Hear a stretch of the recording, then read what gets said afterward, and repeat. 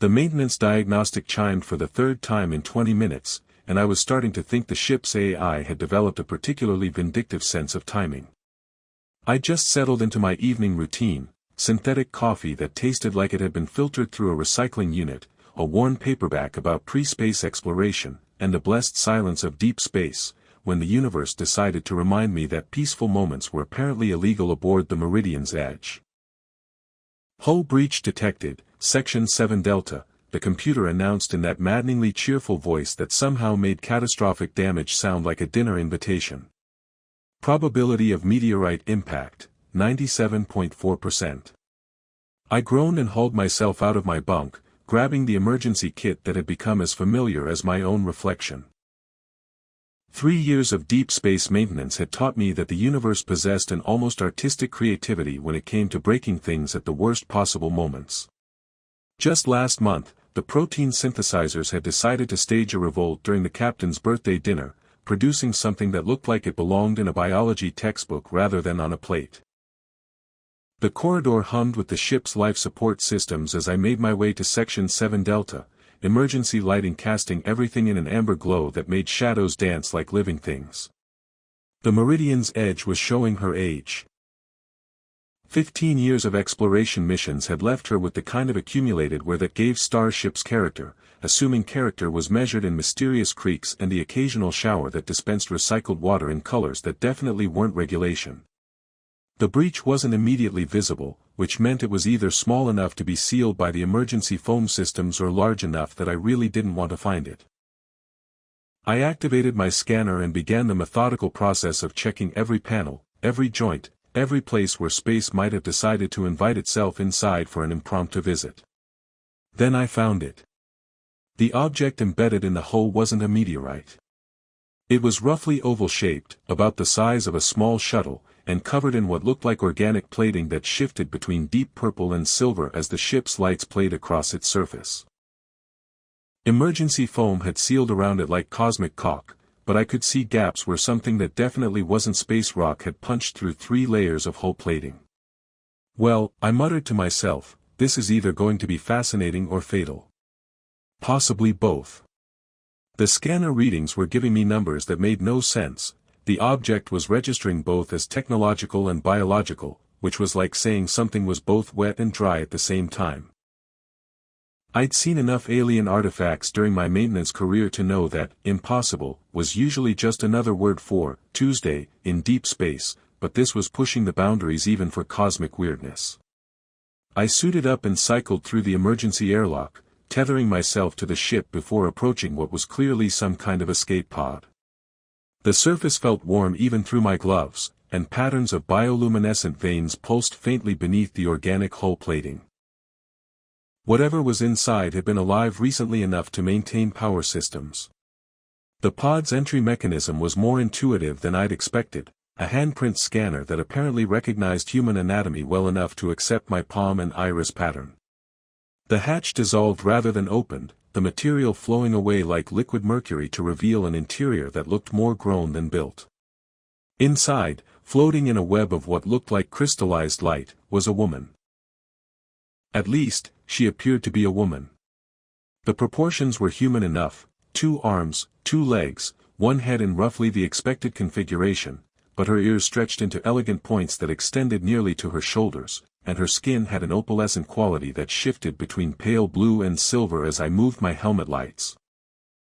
More concerning was the fact that she wasn't breathing in any way I recognized, though the bioluminescent patterns flowing beneath her skin suggested some kind of life support system was still functioning. The really interesting part was her chest piece, a complex array of crystalline structures and organic curves that seemed to be part clothing, part technology, and part anatomy. It was also clearly damaged, with several of the crystal formations dark and a visible crack running along what I assumed was either a power coupling or possibly her sternum. Hard to tell with alien physiology. Okay, I said to myself, activating my suit's recording system because this was definitely going above my pay grade: unconscious alien woman, damaged life support, and I'm 3 days from the nearest medical facility that deals with anything more complex than synthetic food poisoning. What could possibly go wrong? The woman's eyes opened. They were large, violet, and currently staring at me with an expression that somehow managed to convey both gratitude and mild disapproval at the same time. She said something in a language that sounded like musical chimes mixed with the whisper of solar wind, and my universal translator immediately gave up with an apologetic error message. "Right," I said, holding up my hands in what I hoped was a universal gesture for, "Please don't vaporize me with alien technology. I'm going to take this very slowly and try not to accidentally declare war on your entire species." She tilted her head, those remarkable ears twitching slightly, and made a sound that might have been laughter if laughter could be converted into liquid starlight. The bioluminescent patterns under her skin pulsed brighter, and she gestured weakly toward her damaged chest piece. "Ah," I said, nodding as if I had any idea what I was doing, "chest apparatus repair." "Right. Totally within my skill set. I once fixed a coffee machine." This time I was certain she was laughing, even if the sound bore no resemblance to human amusement. Her hand moved to point at the crack in her chest piece, then to me, then back to the crack, in what was either a request for help or elaborate alien charades. "Okay," I said, pulling out my repair kit and trying to look competent, "let's see what we're working with here." The moment I activated my scanner near her chest piece, every piece of equipment I was carrying started displaying readings that looked like someone had fed a mathematics textbook through a blender. Energy signatures that shouldn't exist, biological processes that violated several laws of physics, and what appeared to be a small controlled singularity humming happily inside a crystal no bigger than my thumb. "Well," I muttered, "this is either going to be the most interesting repair job of my career or the last one." She made another chiming sound and placed her hand over mine, guiding it toward the damaged crystal array. Her touch was warm and sent a subtle electric sensation up my arm that made every hair stand on end, not unpleasantly, but in a way that suggested her biology operated on principles that human science was still working on understanding. The first thing I learned about alien life support systems was that they apparently had a sense of humor about human presumption. The first coherent word my universal translator managed to produce from her musical language was incompetent, which seemed unnecessarily harsh considering I just saved her life. Or at least prevented her immediate death, which in my book counted as a victory even if the margin was disappointingly narrow. "Hey now," I protested, adjusting the translator's linguistic algorithms while she watched with what I was beginning to recognize as alien amusement. "I may be working with equipment designed for humans, but I did manage to get your pod inside without depressurizing half the ship." She made a series of sounds that the translator rendered as, "Foolish dirtwalker thinks metal singing is simple task for thick fingers," which was either an insult or possibly the most accurate assessment of my technical skills anyone had ever provided. Thick fingers. I held up my hands, wiggling the allegedly oversized digits.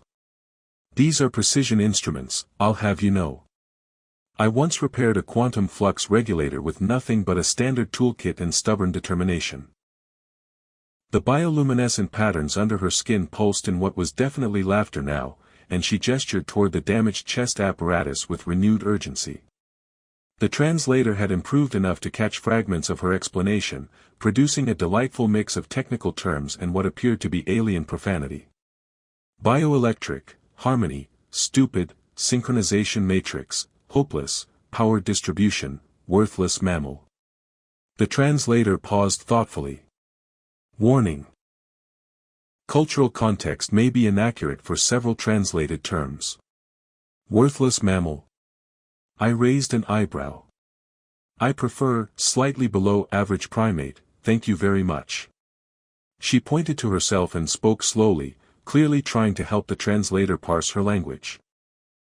After a moment, the system offered Stellar Harmony Weaver as her designation, though it noted with characteristic electronic uncertainty that this might also mean cosmic musician, space electrician, or someone who yells at stars professionally.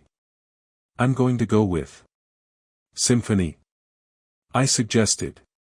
Close enough to Stellar Harmony Weaver, and easier on the pronunciation circuits. Symphony tilted her head, considering this, then nodded in what appeared to be approval.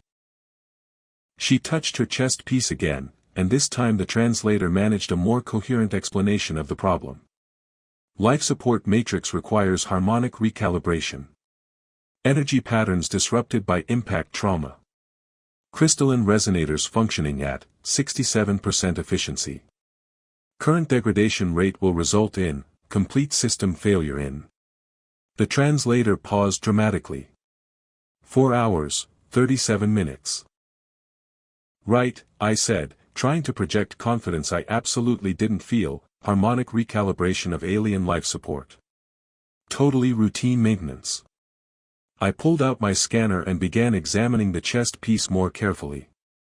The device was clearly a masterwork of bioengineering, with crystalline structures that seemed to grow directly from her skin, connected by networks of what looked like luminous fiber optics but felt warm and organic to the touch. The damaged section showed where the impact had disrupted the energy flow, leaving several crystals dark and causing visible stress fractures in the organic matrix. Okay, I muttered, it's like a circuit board, if circuit boards were alive and could probably think faster than I can. Symphony made another chiming sound and placed her hand over mine again, guiding my scanner to specific points on the apparatus. The readings were still incomprehensible, but I was beginning to see patterns in the energy flow, or rather, the places where the energy flow had been interrupted. You're going to have to walk me through this, I told her. My expertise runs more toward turn it off and turn it back on again, than delicate alien bioengineering repair. She spoke carefully, and the translator offered a surprisingly helpful explanation. Primary harmonic resonator requires manual frequency adjustment. Warning. Direct contact with bioelectric field necessary. Human physiology may experience sensory displacement. Sensory displacement? I looked at her suspiciously. That sounds like medical terminology for, this might make you hallucinate. Symphony's expression suggested this was a reasonable interpretation of the warning. Wonderful, I said, alien technology that comes with its own psychedelic experience. What could possibly go wrong? I reached for the primary resonator.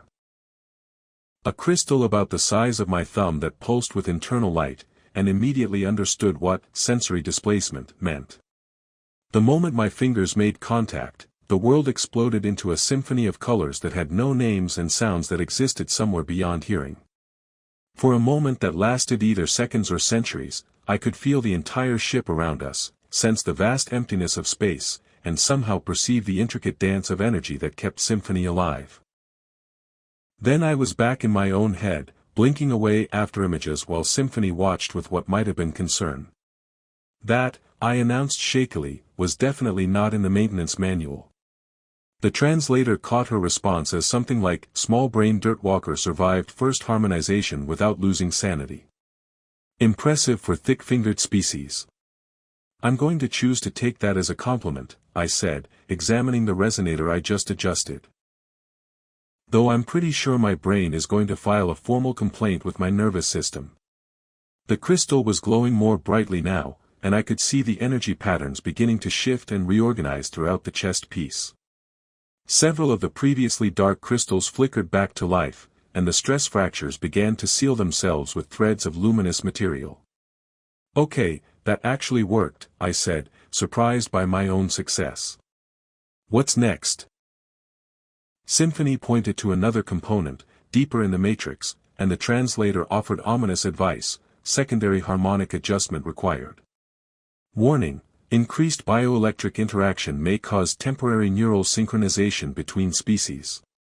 Side effects may include, shared sensory input, emotional resonance, spontaneous knowledge of alien cultural taboos. Spontaneous knowledge of cultural taboos? I looked at her incredulously. Is that your species' way of saying I might accidentally insult someone's grandmother? Her laughter was like silver bells in a solar wind, and she made a gesture that the translator interpreted as, worse than grandmother insulting. Much worse. Perfect, I sighed, reaching for the secondary resonator. Let's see what else I can accidentally learn about alien etiquette. This time, when I made contact with the crystal, the world didn't just explode. It folded inside out and showed me things that definitely weren't covered in standard xenobiology courses.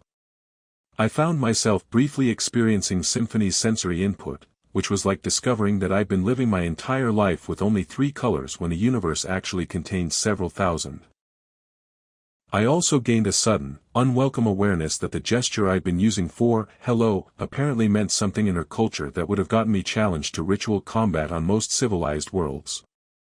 "Oh," I said weakly as the sensation faded, "that explains some of the looks you've been giving me."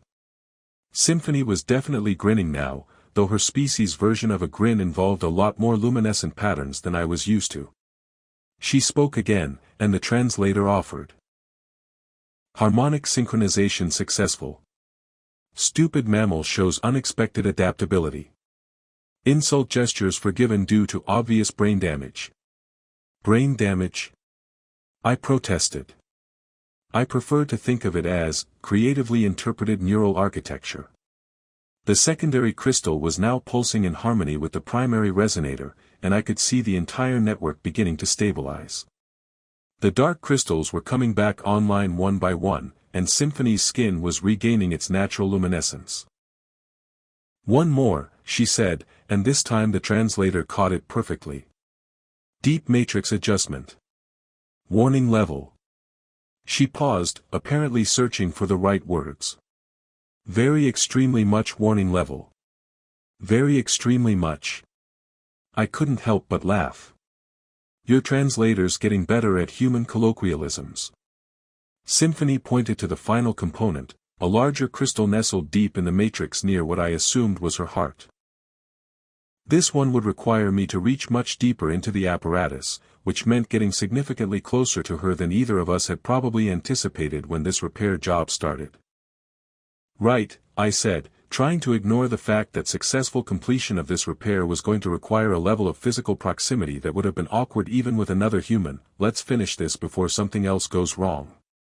I positioned myself carefully and reached for the deep matrix crystal, aware that Symphony was holding perfectly still to avoid disrupting my work.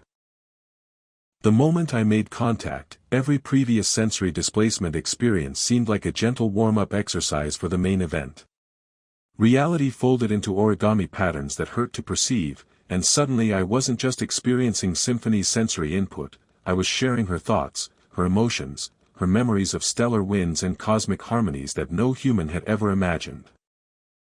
For a terrifying, wonderful moment, I understood exactly what it meant to be a being of living energy forced to maintain physical coherence through technology, and she experienced what it was like to be trapped in solid matter that moved through space like a rock with delusions of grandeur.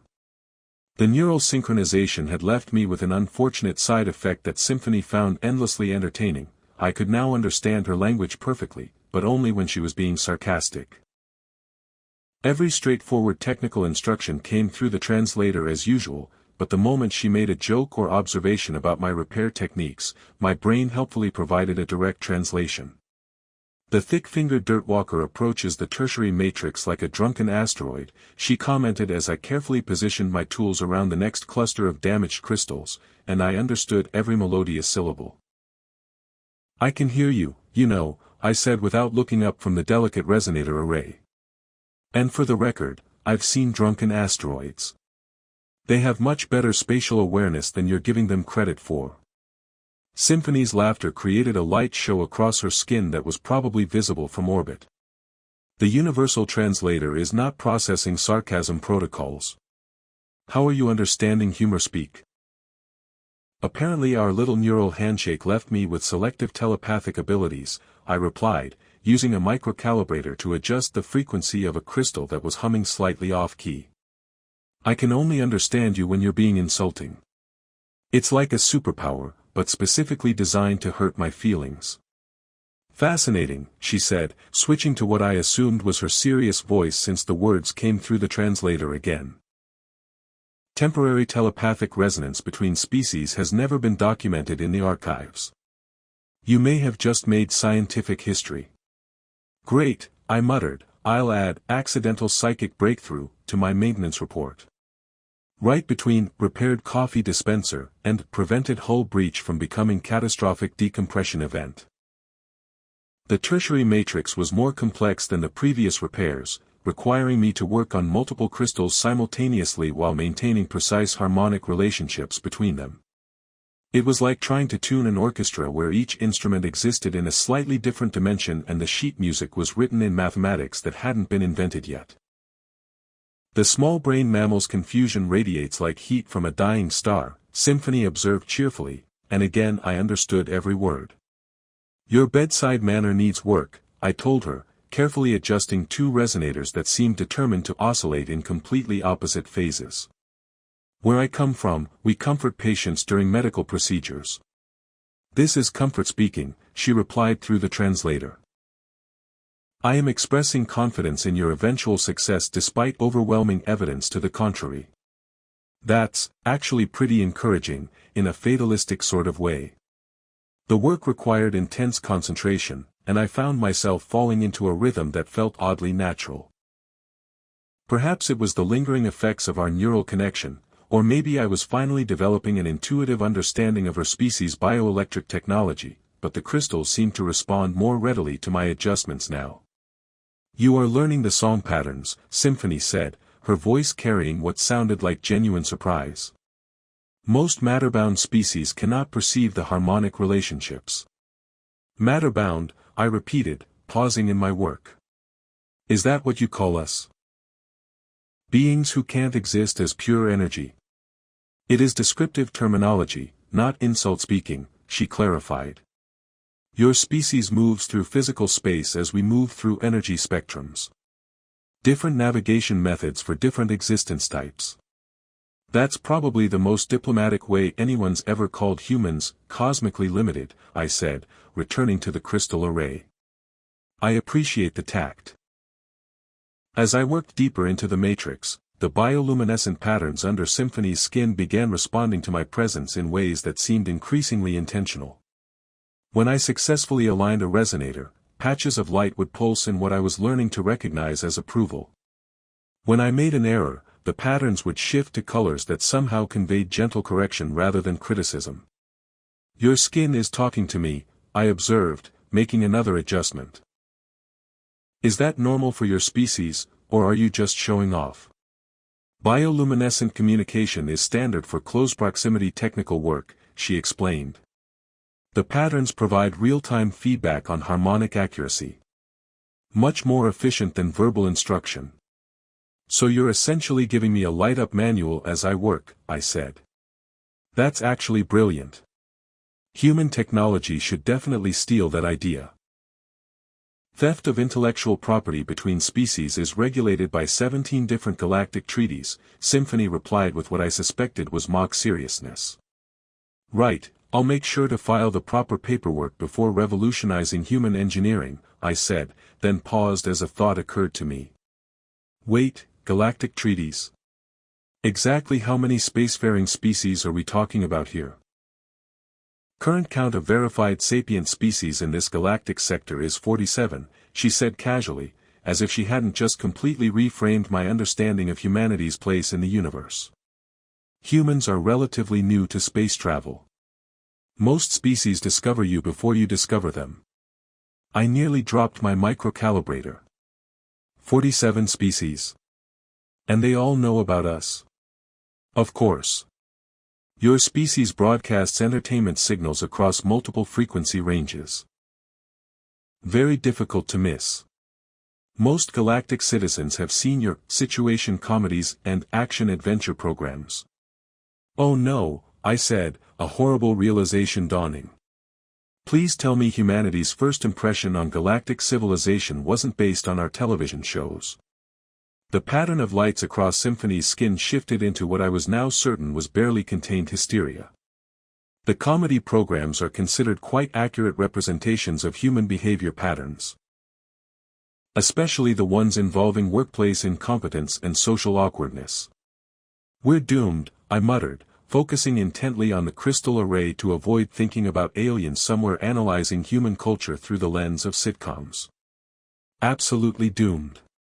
The entertainment value is significant, Symphony continued, clearly enjoying my distress. Human tendency toward improbable romantic complications and dramatic misunderstandings provides much amusement across multiple species. At least we're contributing to galactic culture, I said weakly, even if it's as the comic relief. The tertiary matrix was nearly complete now, with only one cluster of crystals remaining dark.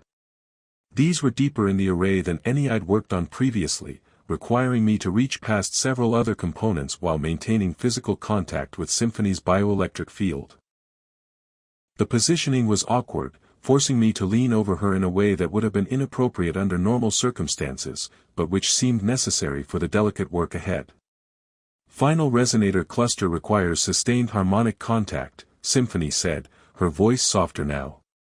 The positioning may be uncomfortably intimate for matter-bound species social protocols. I'll try to keep my matter-bound awkwardness to a minimum, I assured her, carefully positioning myself for the complex repair.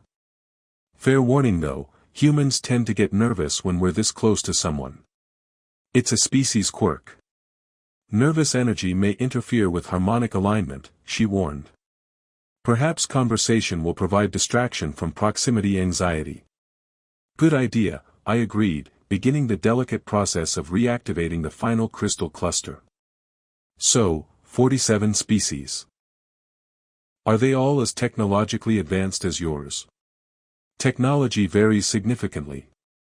Some species achieve faster-than-light travel through mechanical engineering. Others, like mine, manipulate spacetime through harmonic resonance. A few have transcended physical existence entirely and communicate through interpretive dance. Interpretive dance. I paused in my work. Seriously? The ethereal collective of the Vega system has developed remarkable artistic expression through quantum choreography, Symphony explained. Their peace negotiations are considered the most beautiful performances in known space. Alien diplomacy through dance, I mused, carefully adjusting the resonators while trying not to think about how close we were. That actually sounds more civilized than most human approaches to conflict resolution. Your species prefers loud verbal arguments and symbolic posturing, Symphony observed. The entertainment programs demonstrate this repeatedly. You're never going to let us live down our television shows, are you? Galactic anthropologists have written several academic papers analyzing human courtship rituals based on your romantic comedy broadcasts, she said, and I could feel her trying not to laugh. The research conclusions are illuminating. I'm afraid to ask, I said, making the final adjustments to the crystal cluster. But I have a feeling you're going to tell me anyway. The papers conclude that human mating behavior involves elaborate deception protocols, public humiliation ceremonies, and the ritual consumption of fermented plant extracts, Symphony explained cheerfully. Also, that your species considers running through transportation hubs while declaring emotional attachment to be the highest form of romantic expression. That's, unfortunately accurate, I admitted, watching as the final crystals flickered to life. Though when you put it like that, it sounds even more ridiculous than usual. The entire chest apparatus was now glowing with steady, harmonious light, the bioluminescent patterns under Symphony's skin flowing in smooth, regular cycles. The repair was complete, and her life support system was functioning at full capacity again. Harmonic synchronization achieved, she announced, sitting up carefully to test the restored systems. All bioelectric functions operating within optimal parameters. Excellent, I said, packing up my tools with a sense of professional satisfaction. Another successful repair job for the thick-fingered dirtwalker. The thick-fingered dirtwalker has exceeded all reasonable expectations, Symphony said, and this time I understood her perfectly without any translation at all. Your species may be matter-bound and technologically primitive, but you possess surprising adaptability. High praise from someone whose people have apparently been laughing at our sitcoms for decades, I replied. I'll take it. The final calibration should have been routine, a simple harmonic adjustment to synchronize Symphony's restored life support with her natural bioelectric rhythms. Instead, it required something the repair manual definitely hadn't prepared me for. Direct neural interface with an alien consciousness while maintaining precise frequency control over crystalline matrices that existed in dimensions I couldn't properly perceive. The deep core resonator requires manual stabilization during the calibration sequence, Symphony explained, her recovered systems allowing her to sit up properly for the first time since I'd found her. Physical contact with the primary neural interface is necessary. Let me guess, I said, examining the central crystal that pulsed like a captured star in the heart of her chest apparatus. This is going to involve more of that sensory displacement that's been scrambling my brain all evening. Significantly more, she confirmed cheerfully. The calibration process requires sustained neural synchronization. Your consciousness will need to harmonize with mine for approximately 7 minutes. 7 minutes of shared consciousness with an alien, I mused. Either this is the most intimate repair job in maintenance history, or I'm about to accidentally become the first human to achieve telepathic communication with another species. Both assessments are accurate, Symphony said, then added with obvious amusement, though your repair techniques have been sufficiently unconventional that accidental breakthrough seems appropriate. I positioned my hands over the core resonator, trying to project confidence I absolutely didn't feel. Right, let's make history then. Fair warning though, human consciousness comes with a lot of random noise. Don't be alarmed if you suddenly know more than you ever wanted to about coffee preferences and workplace anxiety. I will attempt to filter out irrelevant mammalian concerns, she replied solemnly. The moment I made contact with the core crystal, reality folded itself into origami patterns that somehow made perfect sense. Instead of the overwhelming sensory chaos I'd experienced during the previous repairs, this time the neural synchronization felt like settling into a warm bath that happened to be made of liquid starlight and mathematical equations. Symphony's consciousness was vast and musical, filled with memories of stellar winds and cosmic harmonies that painted pictures across dimensions I'd never imagined. She experienced space not as empty void but as a symphony of energy patterns, each star and note in a galactic composition that had been playing since the universe began. Through her perception, I suddenly understood what she'd meant about humans being matter-bound. Her species existed primarily as energy beings who constructed physical forms when interaction with solid matter became necessary. What I'd taken for her natural body was actually an intricate technological interface that allowed her to exist in normal space without dispersing into component particles. Your thoughts are remarkably orderly for a chaos-prone species, Symphony's mental voice carried warmth and genuine surprise. The entertainment broadcast suggested much more cognitive disorder.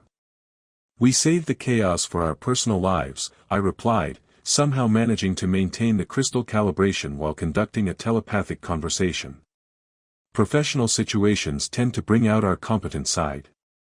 Through our shared consciousness, I experienced her memories of the accident that had damaged her ship and life support. She'd been conducting a survey of this star system's harmonic resonances when her vessel encountered what she called a discord cascade. Apparently space itself could occasionally develop the equivalent of a musical discord that disrupted energy-based technology.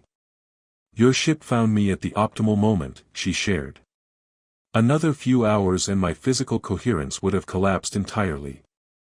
Lucky timing, I agreed, then paused as another realization filtered through our connection. Wait, you said your people have been watching our television broadcasts. Were you specifically looking for humans? The warmth in her mental voice increased noticeably. Official surveys require documentation of all sapient species in a system. Unofficial curiosity about the chaos-prone mammals may have influenced my flight path. You came here because you were curious about humans? I couldn't help but laugh, even while maintaining focus on the delicate calibration process. That's either very brave or very foolish. The distinction between bravery and foolishness is often unclear until after the outcome is determined, Symphony replied. Your species' entertainment program suggested that individual humans were capable of surprising competence despite general organizational disorder. Through our shared awareness, I could feel the calibration process nearing completion.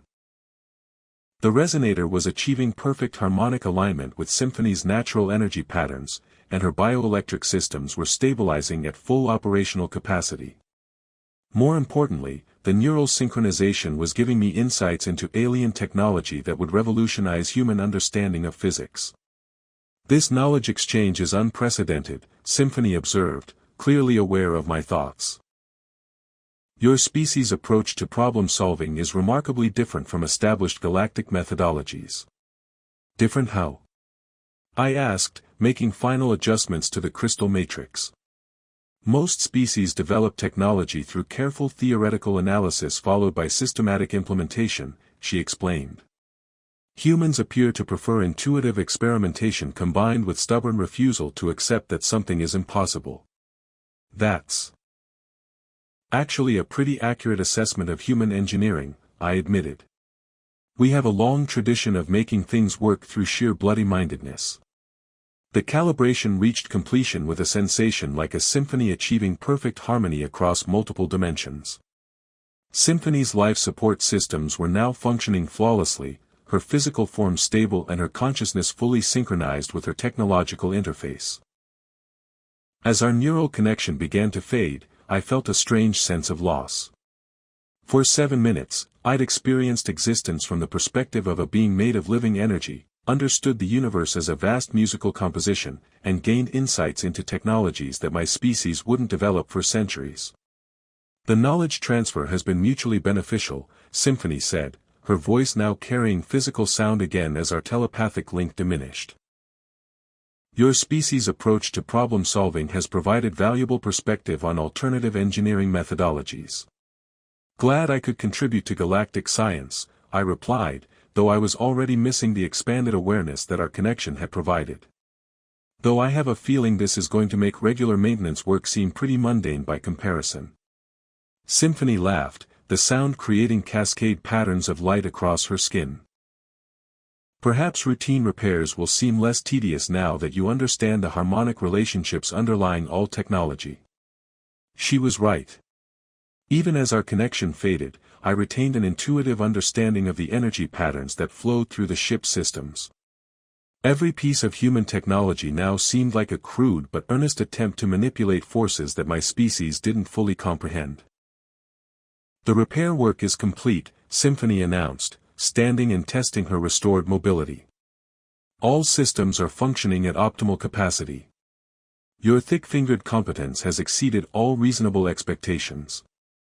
High praise from someone whose people apparently consider us the galactic equivalent of a comedy show, I said, beginning to pack up my tools. Though I have to ask, what happens now? Your ship is still damaged, and we're 3 days from the nearest station. Emergency beacon protocols will summon a rescue vessel within 6 hours, she explained. Standard procedure for bioelectric entities experiencing technology failure in matter-dense regions. Right, Alien AAA, I said. That's convenient. Symphony tilted her head, her remarkable ears twitching with what I now recognized as curiosity. AAA. Human Roadside Assistance Service, I explained. When our vehicles malfunction, we call for help and wait for someone to come fix the problem. Ah, similar concept, different implementation methodology, she nodded. Though our rescue services operate across interstellar distances rather than planetary surface transportation networks. As if summoned by our conversation, the ship's long-range sensors detected an approaching vessel. The signature was unlike anything in human databases. Pure energy patterns moving faster than light through what appeared to be folded space. Your ride's here, I observed, watching the impossible readings on my scanner. I'm guessing they travel a bit faster than human rescue ships. Energy-based transportation is more efficient than matter-based propulsion, Symphony agreed. Though your species' mechanical approach to space travel shows admirable persistence despite obvious limitations. The rescue vessel materialized outside the ship with a display of lights that painted aurora patterns across the hull. Through the viewports, I could see a structure that seemed to exist in several dimensions simultaneously, beautiful and geometrically impossible. Well, I said, suddenly aware that our time together was ending, this has definitely been the most interesting repair job of my career. Possibly the most interesting thing that's ever happened to me. Symphony turned to face me fully, her violet eyes bright with what I had learned to recognize as genuine warmth. The experience has been equally unprecedented from my perspective. Your species may be technologically primitive, but individual humans demonstrate remarkable adaptability. Thanks, I said, then hesitated. I don't suppose there's any chance this could happen again. The repair work, I mean. Not the emergency situation. Cross-species technical collaboration has proven surprisingly effective, Symphony mused. Perhaps formal cultural exchange programs could be beneficial for both civilizations. I'd like that, I admitted. Though I should probably warn you that most humans aren't quite as adaptable as you might think. You might want to start with the engineers and scientists. We're used to dealing with impossible situations. Symphony's laughter created one final light show across her skin. The thick-fingered dirtwalker has provided valuable insight into human potential. I will include recommendations for enhanced cultural exchange in my survey report. She moved toward the airlock where her rescue vessel waited, then paused. The neural synchronization has left residual telepathic sensitivity. You may occasionally perceive harmonic patterns in human technology that others cannot detect. Consider it a gift from the chaos-prone mammals to the matter-bound species. A gift that will probably make me even weirder than I already am, I said. Perfect. As Symphony departed, I found myself alone in the maintenance bay with nothing but normal human technology and the lingering sense that the universe had just become infinitely larger and more interesting. The coffee maker in the corner was humming slightly off-key, and for the first time in my life, I knew exactly how to fix it. The repair manual definitely needed an update.